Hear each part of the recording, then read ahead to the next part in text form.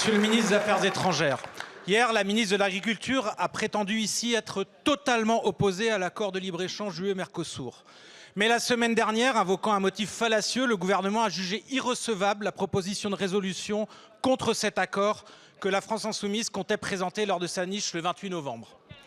Au moment où la Commission européenne accélère les négociations pour conclure l'accord au plus vite, vous censurez le Parlement. Pourquoi cette censure si le gouvernement est vraiment opposé à cet accord? Personne n'est dupe.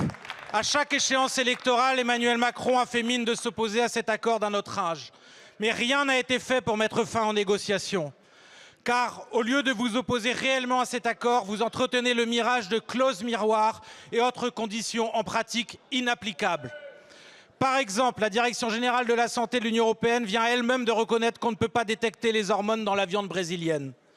Entre autres conséquences, avec ou sans nouvelle clause, cet accord provoquerait la destruction de l'agriculture familiale au profit de quelques multinationales de l'agrobusiness ou des services.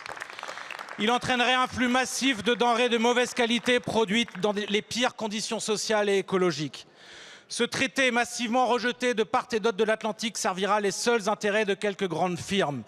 Il est anachronique. Le temps du libre-échangisme triomphant est révolu. L'heure est à une politique de réindustrialisation et de planification écologique au service notamment de notre souveraineté alimentaire. Alors, vous engagez-vous sans détour à empêcher que cet accord soit adopté? Êtes-vous prêt à bloquer les négociations? Et si malgré tout cet accord est adopté, allez-vous, une fois de plus, dire qu'on ne peut rien faire, qu'à Bruxelles décide à notre place, ou désobéirez-vous enfin?